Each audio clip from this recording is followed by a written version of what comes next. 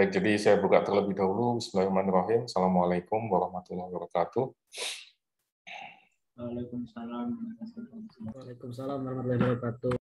Selamat siang, Mas dan Mbak sekalian. Semoga Anda semua dalam keadaan baik dan sehat semuanya. Ini adalah pertemuan kita yang ke-6 ya. Jadi saya masih utang satu pertemuan lagi. Kita akan melakukan either besok sore, Kamis sore, atau mungkin Jumat sore. Nanti akan saya buat polling saja untuk melihat siapa yang lebih banyak kosong di waktu dan jam tersebut.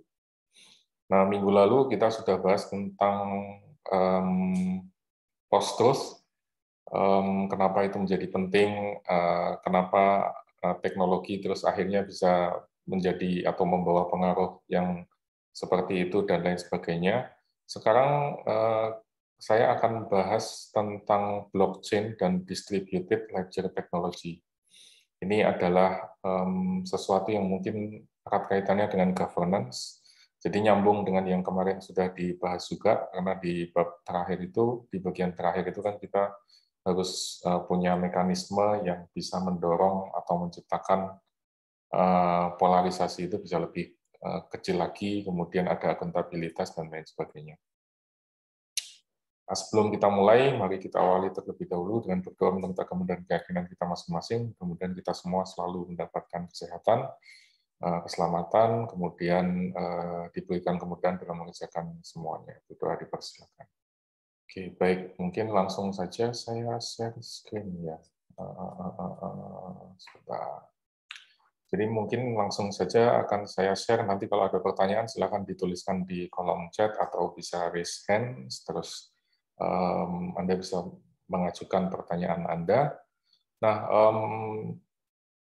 hari ini saya akan memperkenalkan tentang blockchain, tentang distributed ledger technology. Jadi kita tidak hanya melihat blockchain itu sebagai cryptocurrency yang populer, bagaimana Doge bisa nilainya luar biasa, terus kemudian diluluh-lantakkan, kemudian ada juga Squid Coin dan lain Squid Game Coin dan lain sebagainya.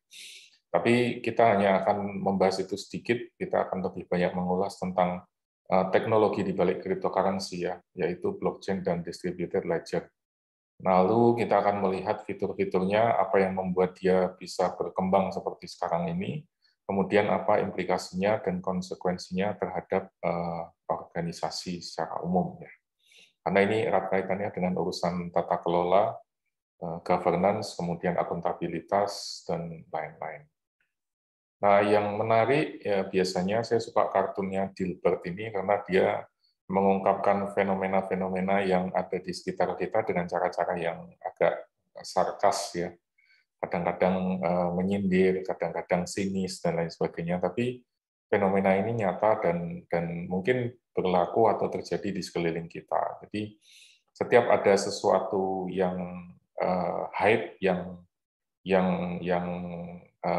populer gitu, terus biasanya orang kan kemudian tertarik ya. Misalnya di sini dia bilang, I think we should build a blockchain gitu ya, karena bosnya melihat blockchain itu sebagai sesuatu yang keren dan lain sebagainya. Nah, terus ditanya oleh si Dilbert ini, dia kan penasaran ya, sebetulnya dia tahu beneran tentang blockchain atau enggak, atau hanya sekedar ingin hype saja. Terus ditanya, dia pengen blockchain yang warna apa.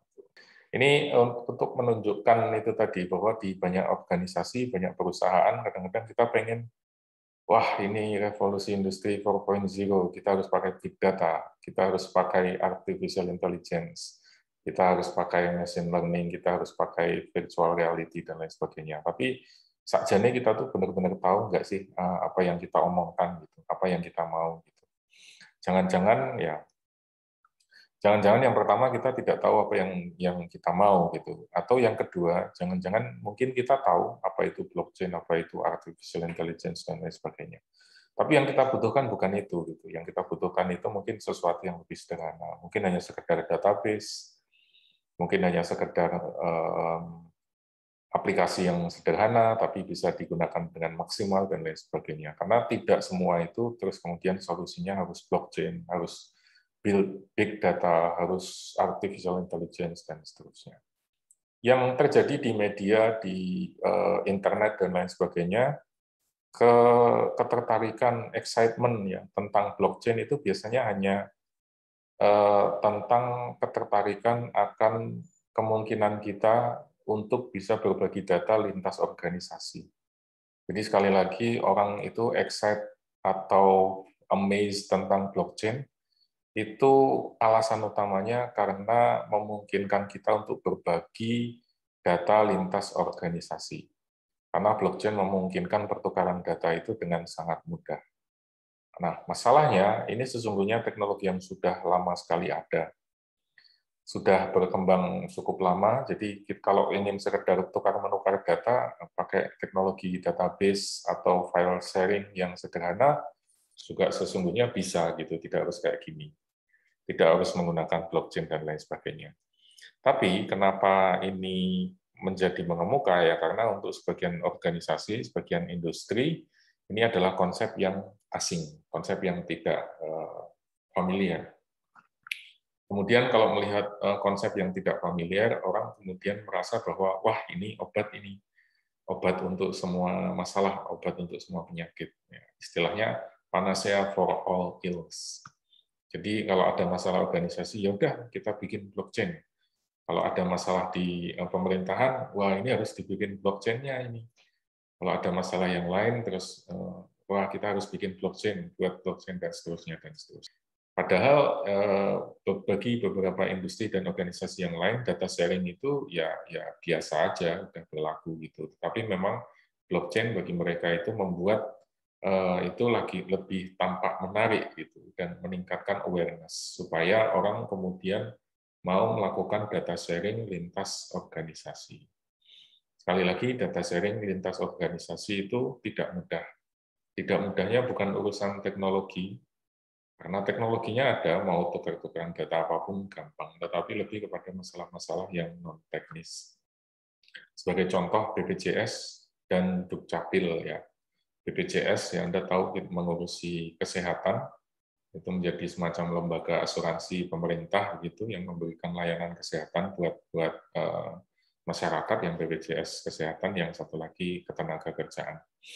Nah, BPJS kan membutuhkan data penduduk nih, harus meminta data ke Dukcapil, Dinas Kependudukan Pencatatan Sipil. Yang kalau di nomor KTP itu kan ada NIK tuh, nomor induk kependudukan kita. Itu di dalamnya kan melekat identitas nama, kemudian tempat tinggal, agama, status, dan lain sebagainya. Nah, Dukcapil dan BPJS itu kan sama-sama lembaga pemerintah.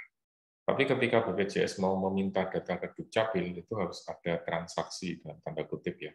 Jadi BPJS minta data apa ke Dukcapil, tapi kebalikannya, Dukcapil harus dikasih data apa dari BPJS. Jadi ada semacam transaksi pertukaran data. Dan itu urusan yang tidak mudah gitu.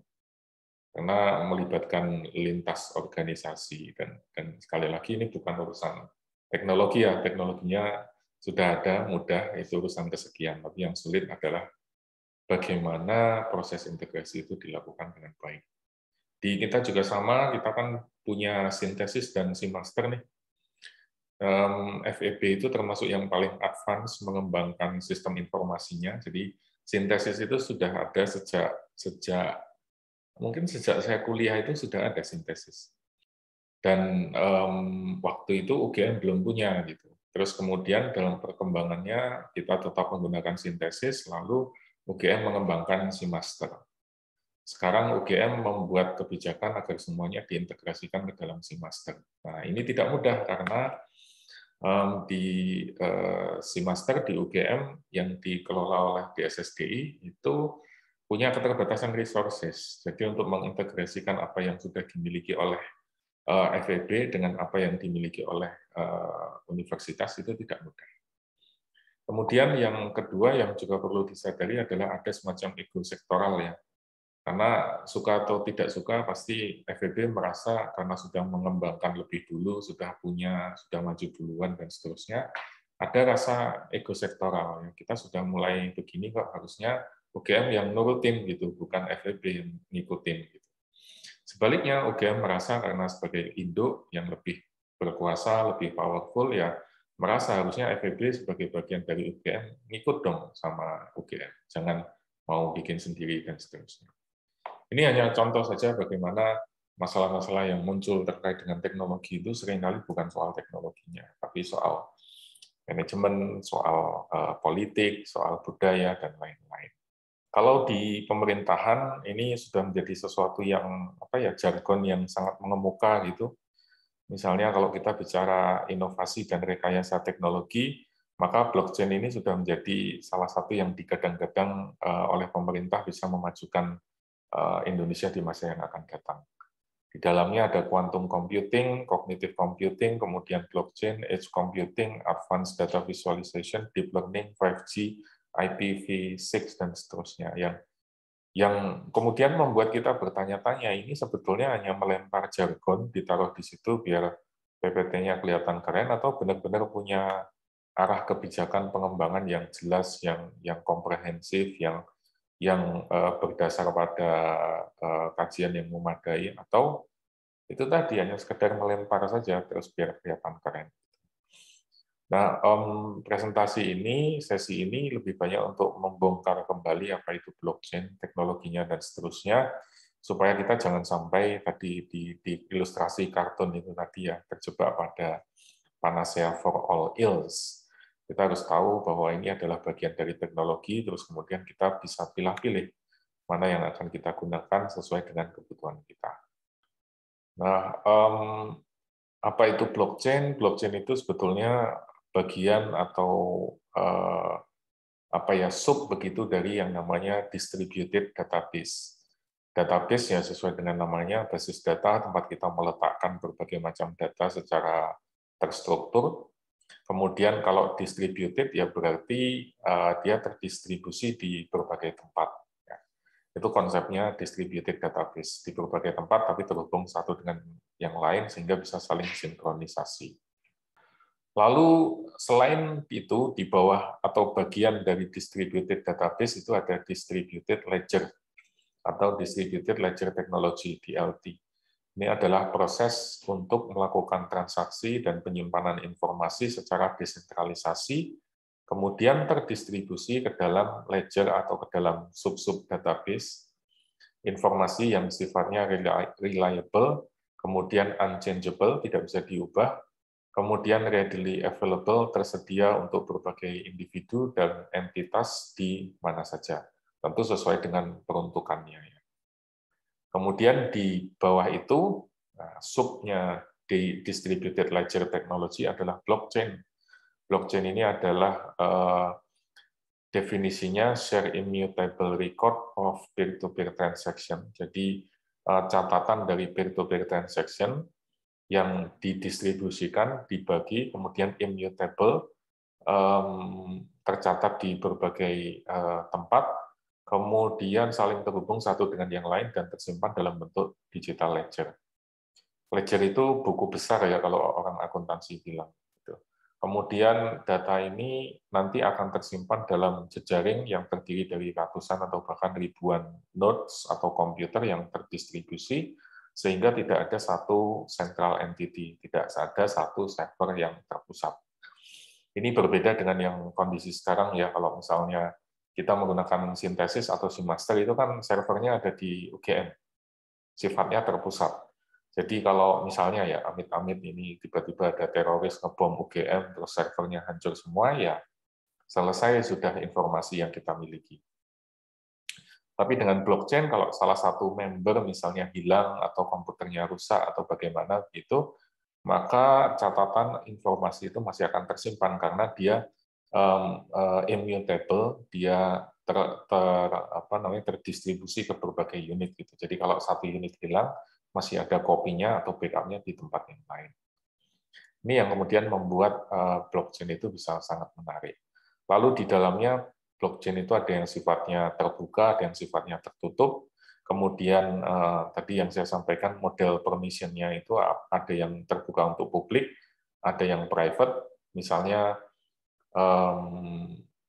perusahaan itu bisa membuat semacam jejaring supply chain yang hanya bisa diakses oleh suppliernya saja. Orang lain, orang luar tidak boleh, tidak bisa. Atau FEB misalnya ingin bikin blockchain yang bisa mengakses cuma mahasiswa, itu juga bisa. Atau contoh yang lebih kecil, misalnya saya dengan Anda bikin blockchain, bikin token, terus yang bisa mengakses cuma yang mengikuti kelas ini saja, itu juga sangat dimungkinkan. Tapi kalau untuk cryptocurrency misalnya itu sifatnya publik, siapapun bisa mengakses. Kemudian tentang hak, ya, siapa yang boleh mengisi, melakukan perubahan dan lain sebagainya, itu juga diatur dalam blockchain ini. Kurang lebih gitu, Mas dan Mbak sekalian, peta struktur ya antara database, distributed database, distributed ledger, kemudian blockchain, dan yang subnya itu adalah permission blockchain. Mungkin ada komentar dulu atau pertanyaan sebelum saya lanjutkan. Kalau ada silakan. Gimana Mas, Mbak? Saya izin bertanya, Pak. Silakan, Mbak. Saya mau bertanya, Pak, gimana sih cara mengakses gitu, Pak, suatu perusahaan atau entitas itu udah diperlukan blockchain gitu, Pak, atau sebenarnya dia belum perlu gitu, Pak? Oke, tentu mungkin jawaban singkatnya tergantung pada kebutuhannya ya, Mbak. Apakah dia kalau dilihat dari dilihat dari definisinya, blockchain itu kan catatan transaksi yang terdistribusi ke berbagai pihak yang berbeda, sehingga ini relevan untuk transaksi yang melibatkan banyak orang atau banyak pihak. Kemudian para pihak itu tidak saling kenal satu dengan yang lain, tidak saling percaya. Tapi mereka membutuhkan alat atau membutuhkan tools untuk membangun kepercayaan, supaya ada jaminan gitu bahwa kalau saya transaksi nanti akan diproses, kemudian dilakukan settlement dan seterusnya dengan sebagaimana mestinya. Jadi blockchain itu relevan kalau informasinya terdistribusi, banyak pihak yang terlibat di dalamnya, aktor-aktornya banyak, bisa itu organisasi, bisa itu orang, bisa itu perusahaan. Kemudian di antara mereka mungkin belum punya kepercayaan, ya, belum punya trust, atau belum punya mekanisme untuk bisa saling mengandalkan satu dengan yang lain, gitu. Karena mungkin baru kenal atau mungkin asing, jarang melakukan transaksi dan lain-lain. Tapi kalau ini sudah saling kenal ya, misalnya satu perusahaan, terus kemudian anak perusahaannya ada banyak, terus dikonsolidasikan dalam blockchain, itu nggak relevan. Karena anak perusahaan dan perusahaan induknya kan sudah terbangun kepercayaan, sudah ada trust. Jadi nggak perlu pakai blockchain, cukup pakai distributed database saja sudah memadai. Blockchain ini pentingnya adalah lebih kepada tadi membangun trust, karena aktor yang terlibat di dalamnya itu biasanya ada banyak. Ini nanti kita akan bahas lebih detail lagi. Gitu mungkin, Mbak. Oke, terima kasih, Pak. Nah, sekarang tentang blockchain ini tadi, Mas dan Mbak sekalian, untuk lebih spesifiknya ya, blockchain itu sebagai bagian distributed ledger, sebagai bagian dari distributed ledger, maka dia merupakan sebuah database yang tersimpan di berbagai tempat, kemudian di dalamnya melibatkan berbagai macam orang, berbagai macam partisipan, kemudian banyak perusahaan itu umumnya menggunakan database yang tersentralisasi di satu tempat. Tapi untuk distributed ledger, itu kita menghilangkan pihak ketiga sehingga membuat ini menjadi lebih efektif.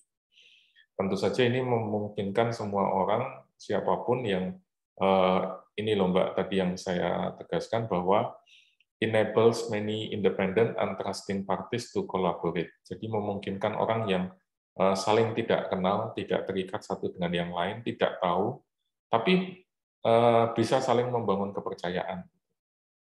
Kalau saya dengan Anda misalnya, karena kita sama-sama di kampus di FEB UGM, ya kita ada rasa percaya gitu. Karena kalau misalnya Anda melarikan uang saya, kan tinggal saya cari aja datanya, terus saya datangi rumah Anda dan lain sebagainya. Tapi di sini untuk kasus distributed ledger ini relevannya untuk orang-orang yang atau kelompok atau pihak yang saling independen, tidak terikat satu dengan yang lain, belum punya rasa percaya antara satu dengan yang lain, tapi mereka harus melakukan transaksi, harus melakukan pertukaran data, dan mereka butuh mekanisme yang bisa membangun kepercayaan antara satu dengan yang lain. Itulah kemudian diperlukan adanya distributed ledger. Nah, kalau dulu orang menggunakan yang selama ini gitu ya, mungkin orang menggunakan clearing house atau pihak ketiga untuk membangun kepercayaan.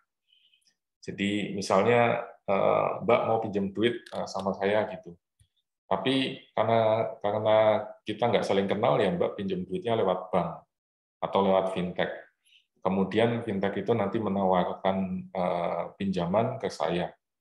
Saya punya uang, terus kemudian saya pinjamkan ke bank atau fintech tadi, terus kemudian bank atau fintech tadi meminjamkan uangnya ke Mbak gitu.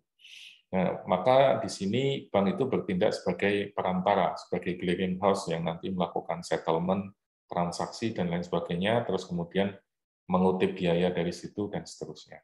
Clearing house ini diperlukan, bank atau fintech tadi diperlukan karena saya dan Mbak misalnya tidak saling kenal. Sehingga untuk membangun kepercayaan, menjamin transaksi dibutuhkan pihak ketiga. Dan untuk itu nanti bank atau fintech ini bisa memungut persentase dari transaksi, dari bunganya atau dari persentasenya dan seterusnya.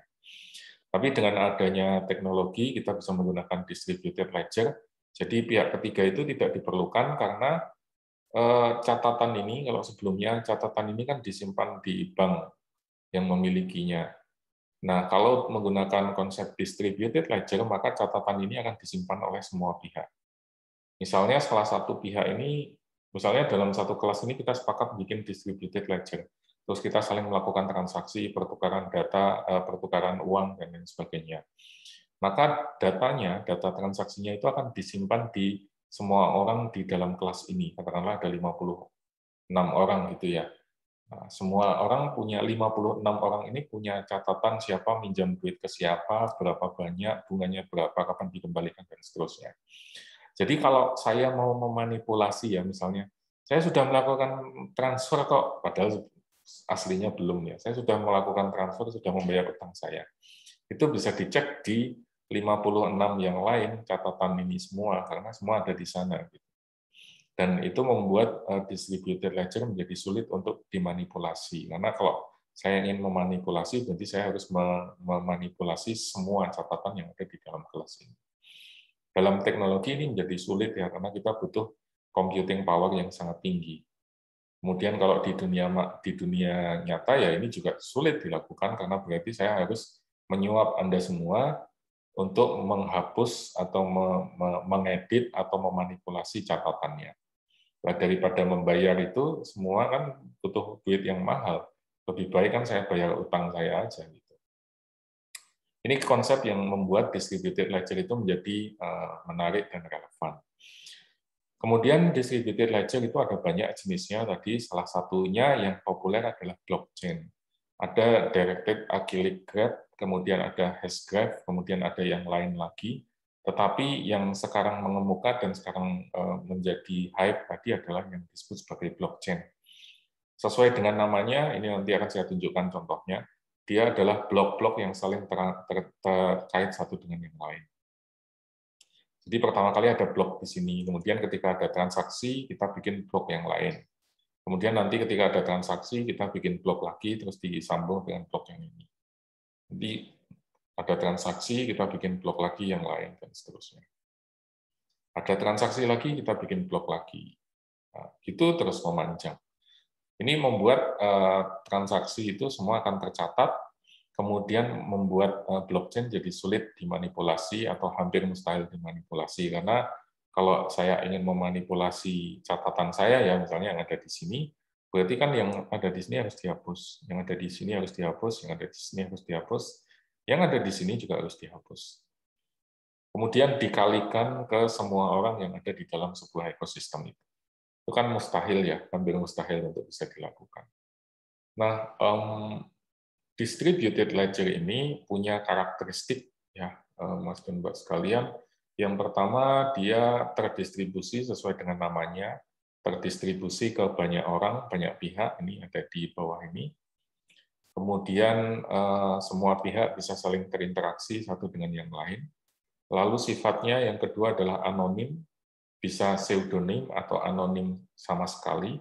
Kalau pseudonym dia menggunakan username yang kita tidak ketahui, misalnya dengan menggunakan sandi, menggunakan kode dan lain sebagainya. Kalau anonim kita benar-benar tidak tahu orang itu siapa. Lalu punya konsensus, aturan yang disepakati, kita boleh ngapain, apa yang boleh dilakukan, dan apa yang tidak boleh dilakukan. Lalu immutable itu permanen sifatnya, tidak bisa diubah, tidak bisa di-delete, tidak bisa dihapus. Kemudian transaksi itu selalu ada timestamp. Timestamp itu catatan waktunya.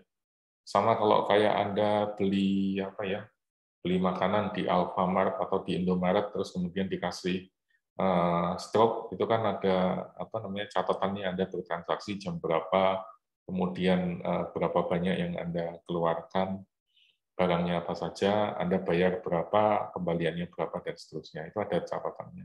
Ini juga demikian. Kemudian dia bisa diprogram. Nah, ini yang menarik, karena kita bisa membuat smart contract, nanti akan saya bahas di belakang, dia bisa menghasilkan instruksi yang bisa melakukan proses-proses ketika sebuah kondisi itu dipenuhi. Contoh sederhananya, misalnya kita bikin satu kelas ini, kita bikin token ya, kita bikin cryptocurrency di dalam satu kelas ini, terus kemudian saya sebagai pemilik kelas misalnya, saya akan bagikan 1 juta rupiah. 1 juta rupiah. 1 juta rupiah itu akan saya bagikan 100.000 rupiah setiap minggu.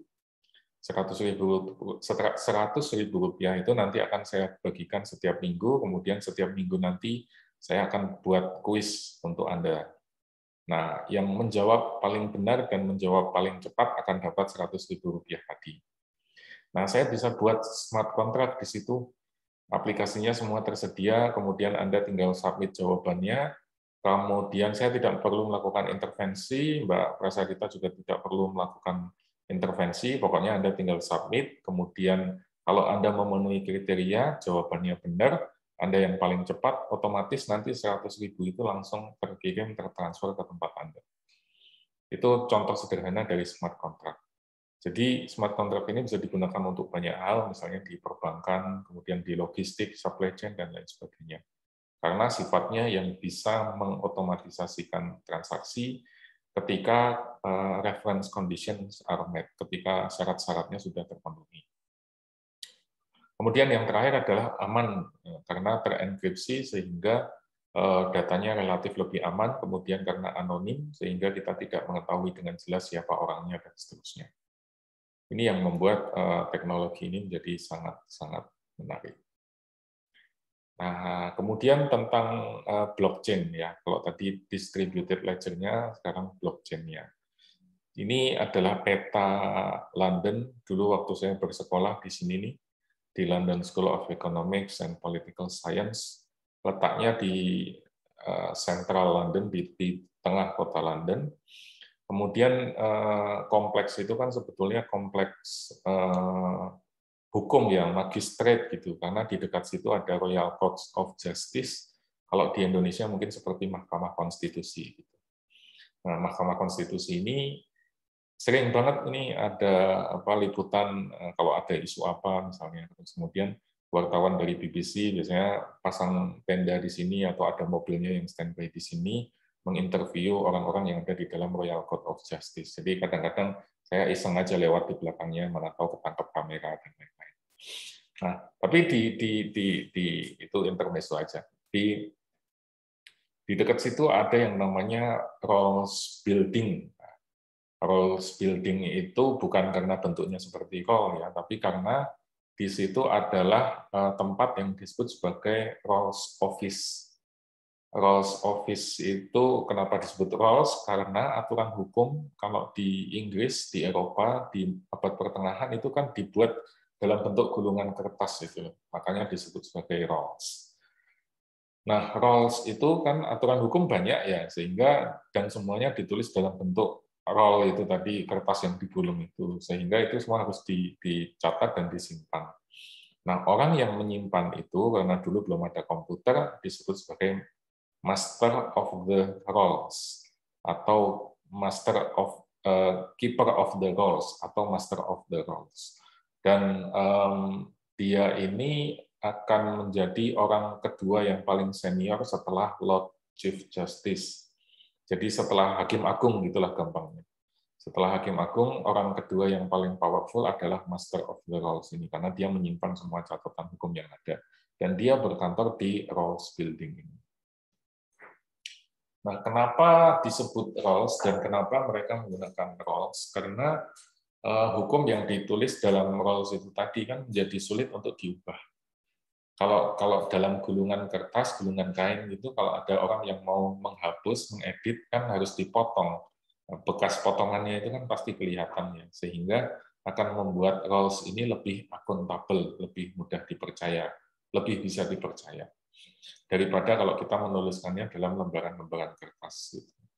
Kemudian, nah roles itu sendiri bentuknya kayak gini nih, Mas Mbak, yang sebelah kanan nih. Aturan hukum, kontrak-kontrak, surat menyurat, segala macam itu dibuat dalam bentuk roles yang panjang kayak gini. Nah, karena bentuknya roles, sehingga kalau ada orang yang iseng, yang ingin menyisipkan pasal, ya misalnya saya punya kepentingan ingin menyisipkan pasal tertentu di sini, kan nggak mungkin. Karena ini harus saya potong, harus saya tulis ulang, kemudian harus saya sambung lagi, dan seterusnya. Demikian juga kalau saya ingin menambahkan sesuatu atau mengurangi sesuatu, pasti akan ada bekas potongannya di sini. Apalagi kalau itu undang-undang atau aturan yang sudah dibuat bertahun-tahun yang lalu, kan pasti kelihatan nih warnanya kusam, kemudian sudah ada bekas, mungkin bekas digulung, bekas digunakan, dan lain sebagainya. Sehingga kalau saya tambahkan catatan yang baru, satu halaman misalnya, itu pasti akan ada bekasnya, ada jejaknya. Ini yang membuat roles itu menjadi immutable. Nah, blockchain itu juga konsepnya kayak gitu. Jadi aturan atau transaksi itu ditulis dalam roles, dalam gulungan, dalam rangkaian blok, makanya disebut blockchain, yang memanjang, sehingga kalau kita ingin melakukan perubahan, mengedit, menambahkan, ya sulit atau boleh dibilang hampir mustahil, karena berarti kita harus mengubah semuanya. Nah, Rolls of Chancery tadi bentuknya kayak gini, Rolls Building itu bentuknya kayak gini.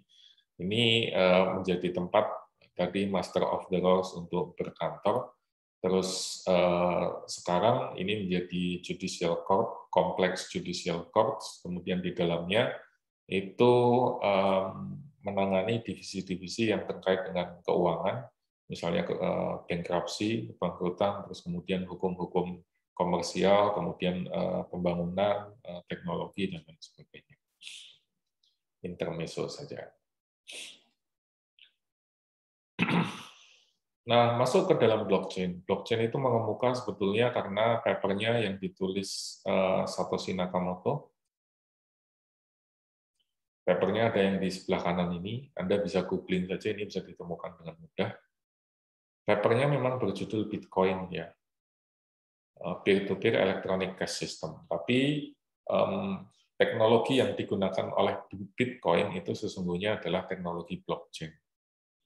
Kita nggak tahu Satoshi Nakamoto itu siapa, ada yang mengatakan itu laki-laki, ada yang mengatakan itu perempuan, ada yang mengatakan itu satu orang, ada yang mengatakan itu banyak orang, ada yang bilang itu sesungguhnya orang-orang Google, ada yang mengatakan itu orang-orang FBI dan CIA, ada yang bilang itu dari Rusia, ada yang bilang dari mana-mana, whatever. Kita belum tahu siapa sesungguhnya Satoshi Nakamoto, walaupun ada yang mengklaim tahu siapa sesungguhnya, tapi itu masih menjadi misteri. Nah, blockchain itu pertama kali mengemuka karena paper Satoshi Nakamoto ini yang mengulas tentang Bitcoin di tahun 2008. Blockchain dalam hal ini diaplikasikan untuk membuat mata uang digital atau cryptocurrency. Nah, di dalamnya kita menggunakan pertukaran token, ya, token digital atau virtual coin atau disebutnya Bitcoin. Nah, di dalamnya kita ingin melacak siapa yang memiliki token tanpa harus bergantung pada lembaga yang independen, ya, seperti bank sentral. Makanya tadi dibuat konsep distributed ledger dalam bentuk blockchain karena kita ingin bisa saling transaksi, tercatat semuanya, tahu siapa yang memiliki apa, punya apa, dan seterusnya, tanpa harus bergantung pada lembaga atau pihak ketiga. Kemudian Bitcoin ini menjadi solusi, kemudian ya Bitcoin atau blockchain ini diterapkan untuk tidak hanya cryptocurrency, tetapi juga untuk data sharing, untuk pertukaran data. Dan ini adalah bagian dari yang tadi kita sebut sebagai distributed ledger technology. Sekali lagi, blockchain ini memungkinkan kita untuk melakukan pertukaran data secara baik, terjamin integritasnya karena immutable tadi, kemudian tamper-proof, sulit untuk dimanipulasi, dan bisa dipastikan bahwa data bisa terdistribusi tanpa ada ketergantungan kepada pihak ketiga yang terpusat. Ini gagasan utama dari Bitcoin yang kemudian diterapkan, diimplementasikan di banyak hal. Nah, blockchain itu tadi yang saya sampaikan, sudah disinggung juga di depan, adalah rangkaian blok, karena ini bagian dari distributed ledger technology, yang mencatat data di dalam rangkaian blok yang terhubung satu dengan yang lain. Kemudian dia mencatat transaksi, sehingga semua orang dalam jejaring, semua partisipan itu bisa melakukan verifikasi, bisa melihat, bisa menyaksikan. Misalnya ini dalam contoh sini A ingin mengirim uang ke B. Kemudian transaksi ini dicatat dalam sebuah blok. Blok ini terus kemudian diumumkan ke semua orang dalam jejaring yang menggunakan.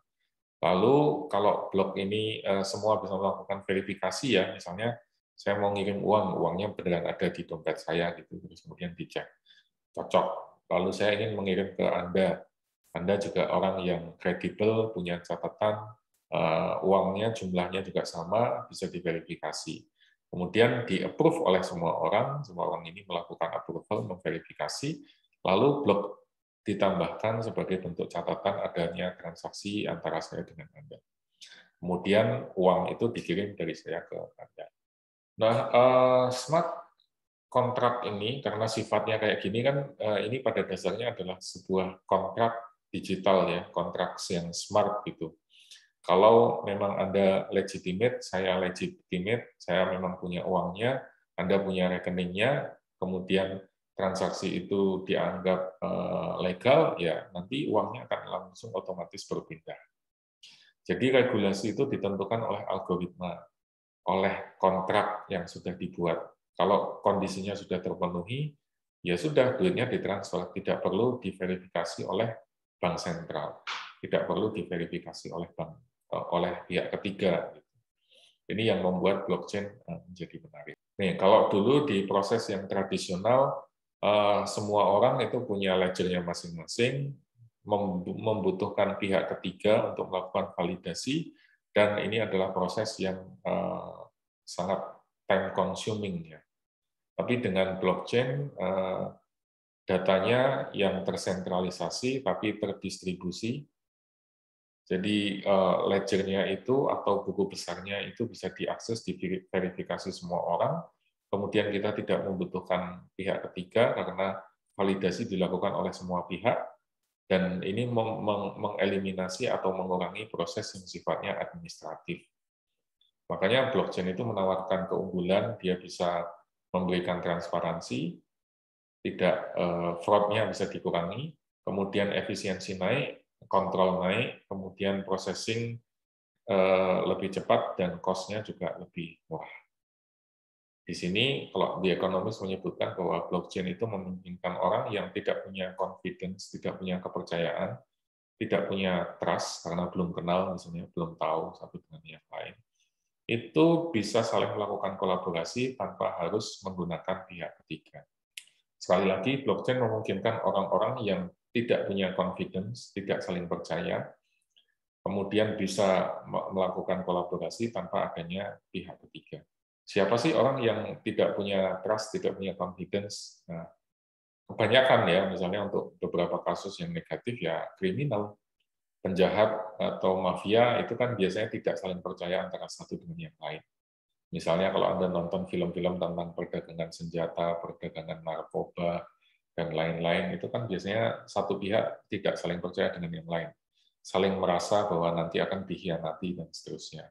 Itu juga mengapa blockchain, cryptocurrency terutama, itu sering dilakukan untuk transaksi di pasar gelap, di dark web atau di deep web, untuk transaksi-transaksi yang absurd ya, yang tadi yang kriminal, yang melanggar hukum, yang tidak etis, dan lain sebagainya. Karena memang secara teknologi memungkinkan orang yang tidak saling percaya untuk bisa melakukan transaksi.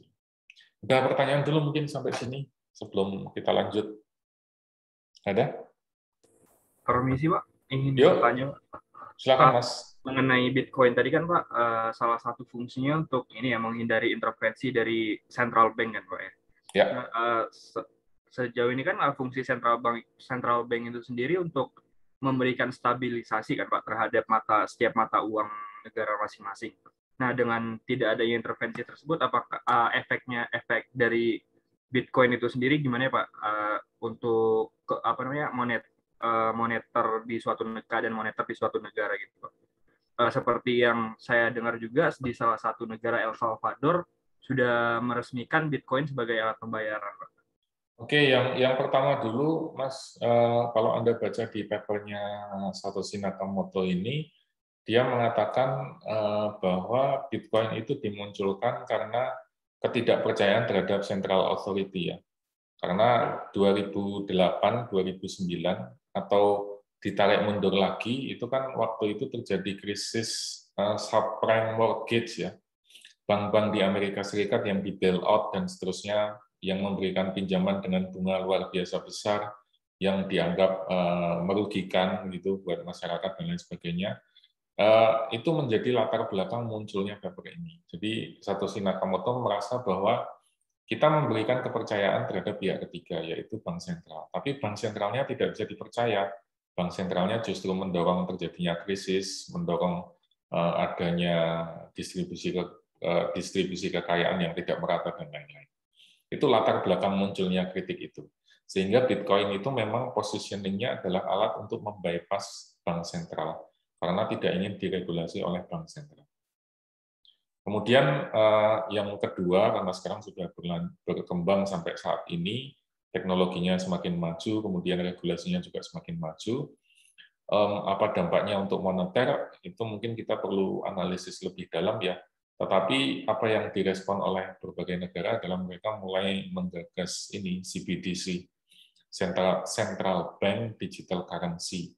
Jadi mereka mulai mencoba untuk meregulasi bagaimana pertukaran atau transaksi keuangan, pembayaran barang atau jasa dalam bentuk digital ini. Itu yang mungkin mereka bisa lakukan, bank-bank sentral saat ini bisa lakukan adalah membuat CBDC untuk mengkaji, menganalisis, atau mungkin juga bisa mengintervensi sejauh mana ini nanti bisa mempengaruhi inflasi misalnya, atau mempengaruhi stabilitas negara misalnya. Karena dengan adanya CBDC kan pemerintah atau bank sentral mungkin saja melakukan operasi pasar ya. Kalau di Indonesia ternyata ketahuan nih Bitcoin-nya transaksinya sangat tinggi, terus kemudian mendorong terjadinya inflasi, ya bank sentral kan bisa saja ikut melakukan pembelian atau menahan harga dan lain sebagainya, melakukan mekanisme operasi pasar gitu untuk mempengaruhi pergerakan harga ini. Gitu mungkin, Mas. Baik Pak, terima kasih Pak. Walaupun ya tentu saja operasi pasar kalau di cryptocurrency sulit dilakukan ya, karena terdistribusi di banyak pihak dan yang mencetak uang kan bukan bank sentral. Tapi itu masih bisa dimungkinkan. Cuman kalau di operasi pasar yang umum kan karena bank sentral yang mencetak uangnya sendiri, jadi dia bisa mengatur kapan beli, kapan mencetak, kapan ditahan, dan seterusnya. Tapi di cryptocurrency mekanisme pasar bisa dilakukan, tapi mungkin tidak seketat itu yang terjadi di uang fiat. Nah sekarang yang juga penting adalah konsensus ya. Jadi setiap blockchain itu punya konsensus atau aturan hukum ya bagaimana transaksi itu akan dicatat. Yang pertama adalah dengan proof of work. Ini yang paling populer dan ini yang digunakan oleh Bitcoin. Jadi karena blockchain itu adalah rangkaian blok yang berbeda, kemudian masing-masing immutable, masing-masing itu diikat atau dijalin dengan menggunakan rangkaian hash atau fingerprint. Ini kalau dalam konteks ini SHA-256. Hash ini atau digital fingerprint ini menghubungkan antara satu blok dengan blok yang sebelumnya. Lalu di dalamnya ada transaksi, ada catatan, kemudian ada nonce atau dummy value yang menentukan atau mengidentifikasi karakter dari blok tersebut. Jadi pertama blok itu akan dibuat, ada hash-nya, ada nonce-nya, Kemudian ketika terjadi transaksi, itu akan dibawa ke blok berikutnya. Kemudian nanti di blok berikutnya, kalau terjadi transaksi, akan dibuat lagi turunannya, dan seterusnya. Kemudian karena kita membutuhkan konsensus ya, sehingga siapa yang bisa dipercaya?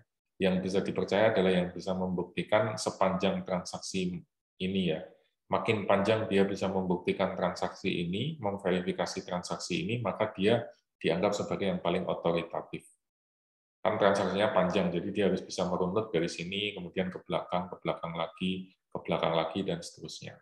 Jadi agar sebuah blok itu valid, dia harus menunjukkan pattern-nya, harus menunjukkan karakternya, karena tadi ada nonce, ada karakter yang unik, yang spesifik di situ.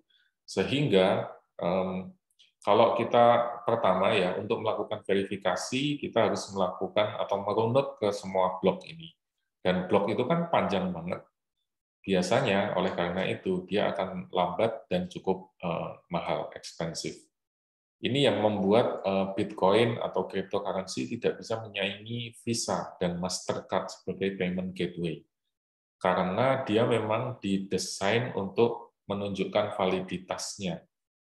Jadi fokusnya cryptocurrency, fokusnya blockchain itu adalah pada integritas data.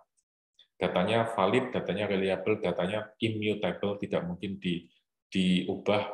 Kita punya integritas di situ yang tidak bisa diotak-atik. Itulah. Sehingga secara alamiah proses ini pasti akan lambat dan expensive, mahal. Karena membutuhkan power yang tinggi kan, karena butuh prosesor yang tinggi untuk memproses, memverifikasi, memvalidasi sepanjang ini. Dan memang tujuannya yaitu karena memang didesain untuk mengedepankan integritas data. Makanya dia tidak bisa menyaingi Visa atau Mastercard, karena Visa atau Mastercard itu memang didesain untuk speed ya, untuk kecepatan. Hanya dalam sepersekian detik Anda bisa nge-tap kartu Anda, terus kemudian ini diverifikasi, transaksi terjadi, dan Anda bisa mendapatkan barang atau jasa yang Anda inginkan. Kalau di London misalnya kita bisa gunakan kartu bank itu, bisa Mastercard itu untuk naik bis, untuk naik kereta misalnya. Dan verifikasinya kan harus cepat. Bayangkan kalau antriannya lambat, terus kemudian mau masuk mesin, harus diverifikasi dulu 1 menit atau 2 menit. Ya pasti sulit gitu. Antriannya nanti akan memanjang jauh sekali. Makanya Visa dan Mastercard bisa begitu efisien, karena proses verifikasinya hanya sepersekian detik, cocok, terus kemudian duitnya didebet, di clearing, dan lain sebagainya, terus Anda boleh masuk ke kereta atau masuk ke bis. Kemudian di sini ada proses yang disebut sebagai mining. Ya. Mining ini adalah proses untuk menemukan nonce yang benar. Karena nonce ini kan rangkaian data rangkaian angka karakter yang kita harus tebak. Karena menggunakan algoritma ya. Karena kita menebak ya berarti kita harus melakukan simulasi berkali-kali. Inilah yang menyebabkan dia lambat dan expensive ya, lambat dan mahal. Karena kita harus melakukan verifikasi berulang, melakukan komputasi berulang-ulang. Kemudian kalau nonce-nya sudah ketemu yang benar ini ya kita bisa menambahkan 1 blok lagi. Nah, karena nonce ini kan algoritma tadi ya, kita harus menebak. Ini kayak menebak password tapi di semua rangkaian blockchain gitu. Kalau transaksinya ada 100, berarti ada 100 blok. 100 blok berarti ada 100 nonce, 100 karakter. Karakter yang di hashtag-nya SHA256, 256 karakter gitu. Gimana caranya menebak 256 karakter dikalikan 100 blok gitu. Itu kan sangat sulit ya. Sehingga kalau kita ingin memanipulasi, ya berarti kita harus membongkar semua nonce tadi. Dan itu membutuhkan komputasi yang sangat-sangat besar. Nah, selain itu, karena tadi dianggap slow dan expensive, maka dikembangkanlah berbagai macam konsensus yang berbeda. Misalnya proof of stake, ada juga proof of authority. Proof of stake itu intinya adalah bahwa kalau Anda pihak yang dianggap terpercaya, Anda punya transaksi yang banyak, Anda punya aset yang banyak, itu Anda dianggap sebagai legitimate gitu. Sehingga kalau transaksi dengan Anda verifikasinya lebih cepat bila dibandingkan dengan transaksi dengan orang yang stake-nya lebih sedikit. atau proporsi aset yang dimilikinya lebih sedikit. Kemudian bisa juga dengan menggunakan proof of authority. Kalau Anda dianggap sebagai pihak yang punya reputasi bagus, maka Anda authority-nya lebih tinggi, sehingga transaksi dengan Anda lebih mudah, lebih cepat. Kemudian ada lagi proof of stake yang terdelegasi, ada lagi proof of burn, kemudian ada PBFT, ini terus terang saya belum mempelajari lebih dalam. Cuman intinya yang ingin saya sampaikan adalah ada banyak sekali jenis konsensus, ya, kesepakatan untuk melihat atau memverifikasi atau menentukan ya aturan yang akan dipakai di dalam protokol blockchain ini. Tidak semua blockchain sama. Proof of work tadi digunakan oleh Bitcoin, makanya dia lambat, mahal, kemudian mengkonsumsi energi yang cukup tinggi. Proof of stake ini digunakan oleh Ethereum misalnya. Ethereum itu diklaim lebih hemat energi, kemudian lebih cepat, verifikasi transaksinya juga lebih mudah. Makanya untuk membuat smart contract itu orang-orang banyak menggunakan Ethereum. Lalu, nah tadi menyambung yang baru saja saya sampaikan tentang smart contract ya. Kenapa kemudian blockchain nyambung dengan smart contract? Nah, salah satu cryptocurrency yang cukup populer itu adalah Ethereum. Ethereum memungkinkan kita meletakkan smart contract melalui yang disebut sebagai Ethereum Virtual Machine, EVM. Kemudian dalam EVM itu kalau lebih dari 50% orang menyetujui, jadi tidak perlu semuanya. Lebih dari 50% itu menyetujui, maka satu blok tadi bisa ditambahkan. Jadi kalau di proof of work tadi kan harus semuanya memverifikasi, kalau di EVM ini cukup 50%, lebih dari 50% sepakat, itu sudah dianggap verified. Makanya dia sedikit lebih hemat dan dia juga sedikit lebih cepat. Lalu dengan memasukkan smart contract ini, berarti kita bisa membuat program yang otonomus, ya, yang otomatis tereksekusi. Lalu aturannya bisa disimpan dalam ledger, kemudian ketika terjadi perubahan, ketika terjadi transaksi, ketika kondisinya berubah, ya otomatis langsung ditambahkan, disesuaikan ke dalam blok. Misalnya tadi ya, misalnya setiap minggu saya bikin setiap minggu saya bikin kuis, maaf, kemudian yang menjawab dengan benar dan paling cepat akan dapat 100.000. Nah, ketika nanti kita masuk minggu depan, terus kemudian Anda ada yang menjawab paling cepat, kemudian jawabannya benar, ya otomatis uangnya langsung berpindah dari ledger saya ke ledger Anda. Itu otomatis. Sekalipun misalnya saya nggak suka sama Anda misalnya, janganlah ini udah kebanyakan menang terus kemarin. Tapi karena aturannya memungkinkan Anda untuk menang berkali-kali, ya otomatis uang itu akan masuk ke Anda. Gitu. Ini yang membuat smart contract itu menjadi sangat menarik. Intinya adalah smart contract itu merupakan protokol yang didesain untuk memfasilitasi, memverifikasi, dan memaksa dalam tanda kutip sebuah kontrak. Ya. Ini memungkinkan kita untuk melakukan transaksi secara kredibel tanpa harus melibatkan pihak ketiga. Dan transaksinya semua bisa di-trace dan tidak bisa di-undo, ya, tidak bisa diputar balik. Misalnya nih, misalnya kita mau melakukan jual beli minyak begitu ya. Nanti transaksi itu harus ngecek dulu Anda punya uangnya enggak, harganya sesuai atau enggak. Kemudian harga sekarang berapa, harga besok berapa, dan seterusnya. Sehingga prosesnya cukup jelimet gitu. Tapi dengan menggunakan smart contract, prosesnya bisa diotomatisasi. Misalnya kita akan beli minyak kalau harganya di bawah $50. Kalau di atas $50, kita hanya akan membeli sekian liter. Kalau di atas $60, kita hanya akan membeli sekian liter. Kalau di bawah itu kita beli lebih banyak lagi. Kemudian tanggal pencatatan dan harga yang harus dibayar dan seterusnya juga melekat di dalamnya. Kalau kita beli dengan harga sekian, berarti kita harus membayar sekian kepada si penjual dan seterusnya. Dan itu semua bisa dilakukan dengan otomatis. Nah, ada pertanyaan dulu mungkin tentang smart contract atau Bitcoin dan blockchain sebelum masuk ke DAO. Kalau belum ada, mungkin kita lanjut ke DAO, Decentralized Autonomous Organization.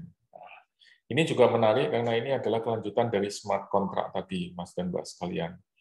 Jadi di sini kita bisa membuat atau menciptakan sebuah organisasi. Organisasi ini bisa macam-macam ya. Misalnya kita bisa bikin crowdfunding kalau dalam contoh ini. Kita bisa bikin partai politik misalnya. Kita juga bisa bikin apa ya, kampus gitu juga bisa dilakukan dengan menggunakan konsep blockchain tadi. Intinya adalah kita bisa menciptakan atau membangun organisasi yang di dalamnya ada aturan-aturan, kemudian aturan itu bisa dikonvert dalam bahasa pemrograman, dalam bahasa komputer gitu. Lalu aturan itu transparan, dikendalikan oleh shareholder, dan tidak perlu melibatkan pihak ketiga. Misalnya kita ingin bikin conference gitu. Lalu satu kelas ini kita ingin bikin acara, satu kelas ini masing-masing membeli saham di dalam DAO ini dan bisa melakukan voting berdasarkan jumlah saham yang masing-masing Anda miliki.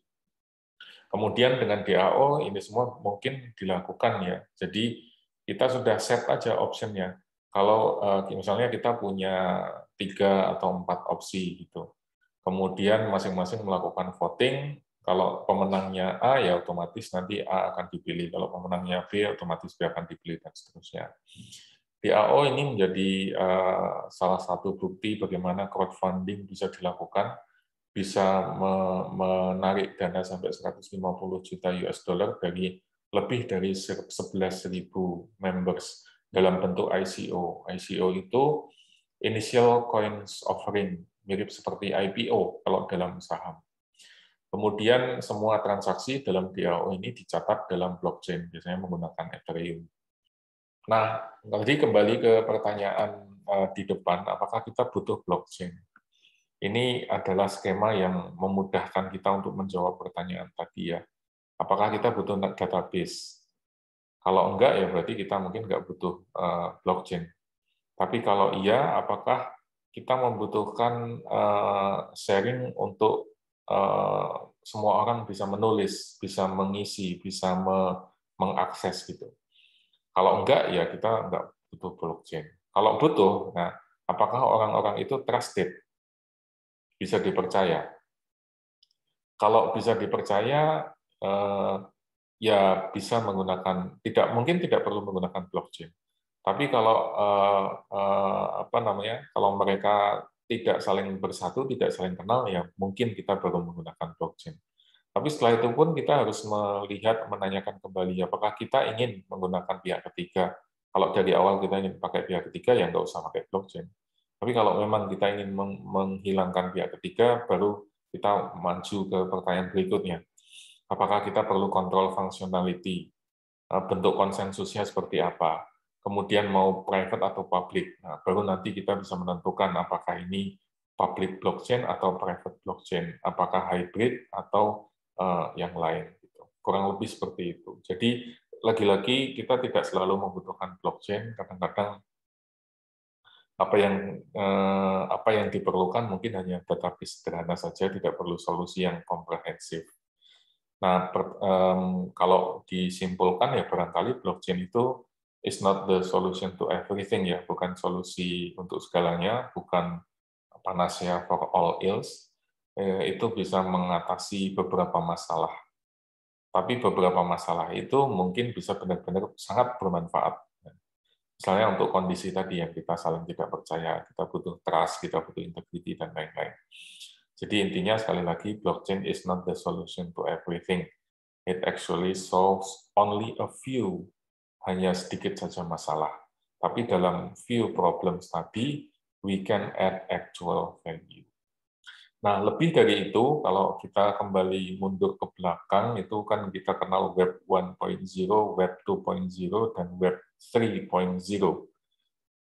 Web 1.0 itu read-only sifatnya, karena orang bikin website, perusahaan bikin website, kita hanya bisa pasif membaca, kita hanya bisa melihat saja. Tapi ketika masuk ke Web 2.0, kita sudah bisa melakukan interaksi. Web 2.0 itu ada media sosial. Ya. semua orang bisa saling bertukar informasi, saling terhubung satu dengan yang lain, dan seterusnya.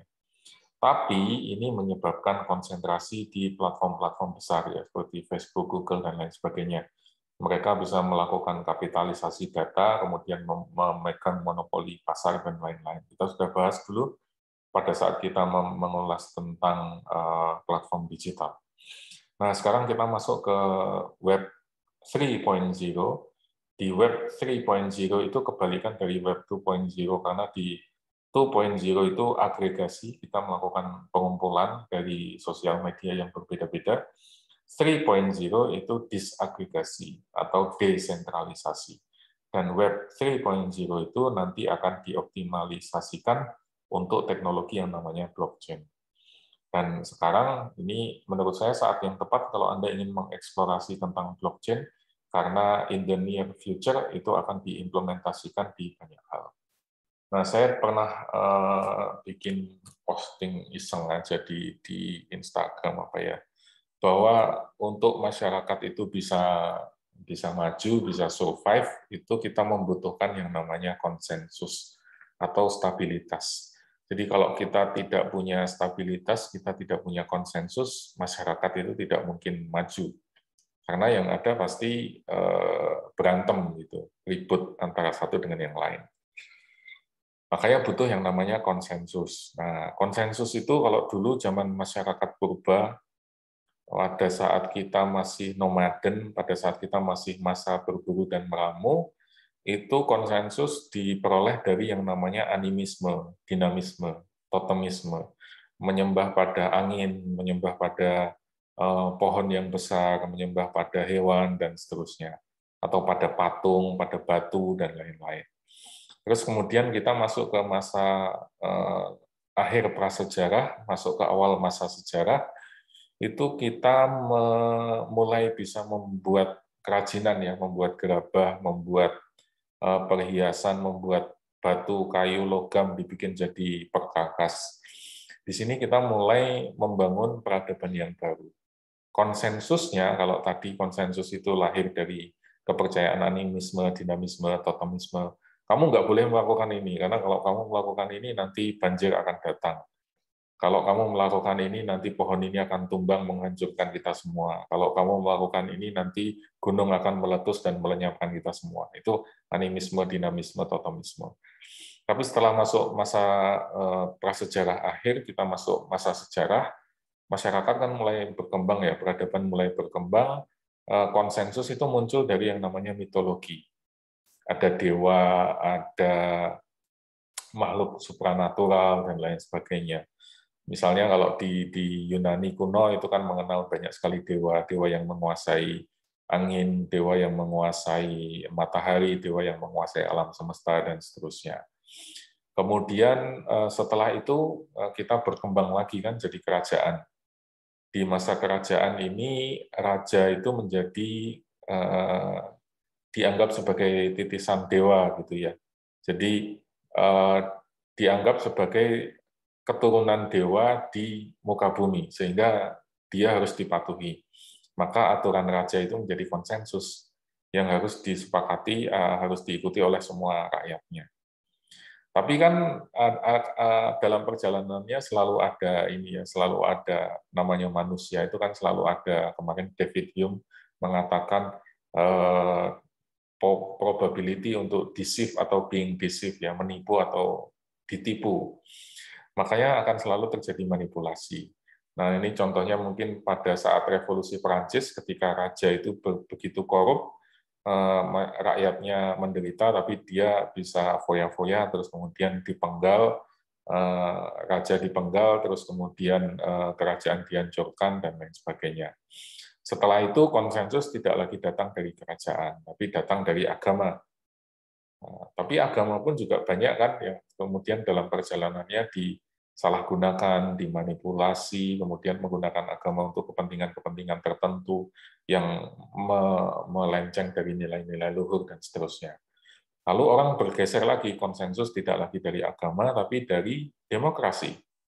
Ini dibawa oleh orang-orang Barat, oleh Amerika, Eropa, dan lain sebagainya, bahwa dengan representativeness tadi ya, seiring dengan revolusi Perancis, terus orang mulai menggagas tentang trias politika dan lain sebagainya, pemisahan kekuasaan. Lalu kalau Anda ingat sejarahnya Boston Tea Party, yang kapal dibakar itu karena tidak ada perwakilan ya, masyarakat itu diminta untuk bayar pajak tapi suaranya tidak didengar.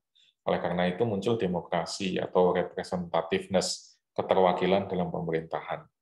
Nah, karena ada wakil dalam pemerintah, itu kemudian membuat undang-undang menjadi konsensus yang disepakati oleh kita semua. Tapi dalam perjalanannya kan kita tahu ya, demokrasi dimanipulasi, politik jual beli suara, kemudian ada oligarki dan lain sebagainya. Nanti manusia di masa yang akan datang mungkin akan mencari konsensus yang baru. Dan dugaan saya, ini hipotesis saya ya, kita akan mencari konsensusnya itu dari algoritma. Karena algoritma sekarang mungkin bisa lebih dipercaya daripada manusia.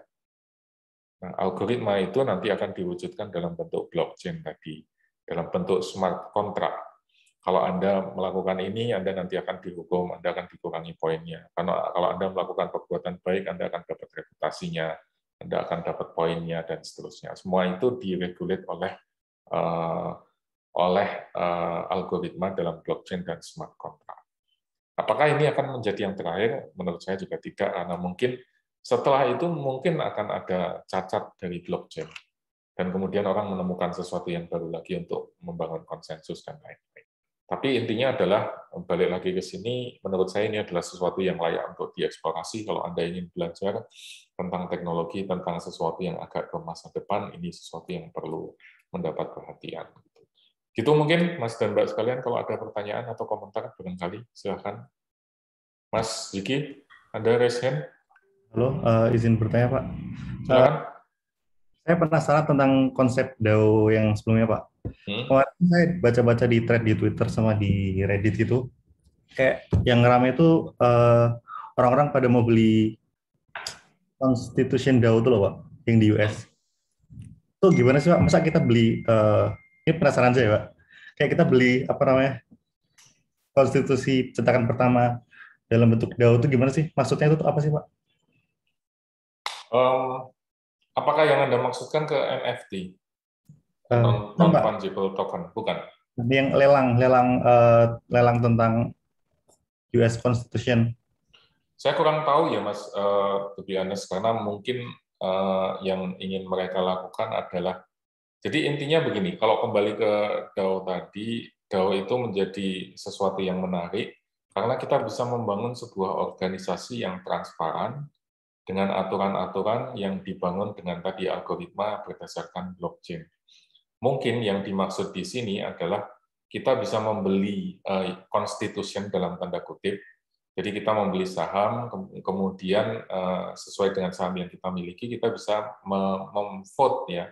Nanti aturannya begini dong, nanti harus ada aturan tentang, misalnya aturan tentang emansipasi perempuan, aturan tentang kebijakan untuk pengangguran, aturan tentang pendidikan, dan seterusnya. Mungkin kayak gitu ya, Mas, yang dimaksud. Jadi Anda menyumbang atau membeli US Constitution, kemudian nanti dari share yang Anda miliki, Anda punya hak untuk melakukan voting. Gitu. Oh iya, Pak. Ya, Pak. Kemarin yang bilang gitu juga. Gitu ya, terjawab ya? Iya, lumayan terjawab. Terima kasih, Pak. Terima kasih. Yang lain mungkin ada lagi? Ini yang tadi saya sampaikan barusan, bahwa kalau di Web 2.0 kita bicara tentang platform digital, semua orang memplatformkan segala sesuatunya ya. Sekarang teknologi seperti e-commerce, marketplace, dan lain-lain, semuanya kan hampir dalam bentuk platform, kemudian super apps, itu juga semua dalam bentuk platform. Tapi ketika nanti kita masuk ke Web 3.0, segala sesuatunya akan terdesentralisasi, kemudian kita bisa membangun komunitas yang terverifikasi berbasis data, nanti akan bisa punya token. Misalnya mungkin saja kita membangun masyarakat yang nanti kalau Anda berbuat baik, Anda akan dapat token. Anda akan dapat, kalau sekarang kan kita dapat like ya, dapat jempol dan lain sebagainya. Mungkin saja nanti di masa depan kita akan punya society yang otomatis kalau Anda melakukan sesuatu yang baik, misalnya kalau di sini kita Anda ikut kerja bakti gitu ya, atau melakukan hal-hal untuk kemasyarakatan dan lain sebagainya, Anda akan dapat token. Kemudian dari sana kita bisa membangun reputasi, kemudian membuat regulasi dan lain sebagainya.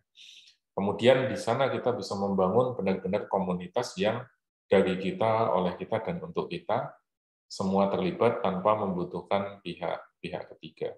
Tentu ini sesuatu yang utopian ya, karena nanti kita akan punya organisasi yang besar, atau mungkin partai politik yang besar, atau mungkin bahkan negara, tanpa adanya manajer. Kemudian peran manajer itu akan digantikan oleh teknologi. Dan proses ini nanti akan tanda-tandanya atau bukti-buktinya adalah adanya Open API atau Public API. Jadi API itu Application Protocol Interface, Application Programming Interface yang menjadi protokol supaya semua orang itu bisa saling terhubung satu dengan yang lain. Ibaratnya begini, Anda punya handphone, itu kan pasti dicas ya. Handphone Anda boleh apa saja, tapi colokannya itu harus sama. Kalau colokannya sama, maka Anda bisa ngecas. Anda boleh pakai iPhone, Anda boleh pakai Samsung, Anda boleh pakai Xiaomi, Oppo, atau pakai merek yang lain, tapi ketika colokannya sama, berarti kita bisa saling terhubung satu dengan yang lain. Itu konsep dari API. Nah, yang perlu saya tegaskan lagi adalah bahwa blockchain itu tidak sekedar cryptocurrency. Blockchain itu lebih besar lagi, dan kalau kita lihat tadi teknologi digital ledger, itu bisa kita gunakan untuk apapun, untuk finance, untuk healthcare, untuk pemerintahan, untuk logistik, dan lain-lain. Tentu ini akan menimbulkan potensi untuk menciptakan peluang-peluang baru dan bisnis model yang baru. Ini tadi yang saya sampaikan sangat menarik ini untuk belajar tentang blockchain dan seterusnya. Karena memungkinkan kita untuk mengeksplorasi misalnya sistem kolaborasi global, kemudian tadi bikin konstitusi, bikin negara baru, bikin open government, kemudian kita juga bisa bikin private public permission model, misalnya bikin koperasi gitu, itu bisa difasilitasi dengan ini. Kemudian yang lebih penting adalah bahwa kalau kita ingin ke sana ya kita butuh perubahan mindset, perubahan paradigma. Mungkin itu Mas dan Mbak sekalian, ini kalau dulu saya sampaikan blockchain is probably the answer but for what question. Karena dia mungkin hanya akan relevan untuk keperluan tertentu, tapi tidak untuk semuanya. Nah, ada komentar dulu atau pertanyaan barangkali sebelum saya lanjutkan sedikit? Mau nyoba bertanya, Pak. Silakan, Mbak. Oh ya, ini kan ini lagi ramai tentang NFT ya, Pak. Ini mungkin Pak Novi juga sempat menyinggung. Yang saya pahami ini kan NFT menjual kepemilikan ownership gitu ya, Pak, dari suatu karya. Ada kemungkinan nggak sih Pak ke depannya mungkin sertifikat atau seperti sertifikat tanah itu bisa terjual lewat NFT gitu Pak? Nggak ada yang nggak mungkin sih Mbak kalau menurut saya ya. Karena sekarang NFT itu bisa diimplementasikan untuk banyak hal. Ini saat ini saya sedang membimbing mahasiswa S3 penelitiannya tentang itu, tentang NFT untuk digital arts. Karena orang-orang mulai bergeser nih dari seniman-seniman yang hidup di dunia konvensional nih, Joko Pege, Basuki Abdullah, dan kawan-kawan. With all due respect, mereka adalah seniman-seniman hebat, tapi sekarang mulai muncul pergerakan-pergerakan yang masuk ke dunia digital. Orang-orang ini menjadi seniman digital, terus kemudian menjual karyanya, digital arts itu dalam bentuk NFT. Pemainnya ternyata ada banyak sekali, saya juga baru tahu, komunitasnya juga sangat besar, dan nilai yang terjual di sana itu juga luar biasa mencengangkan, gitu, nggak kalah dengan apa yang terjadi di dunia nyata.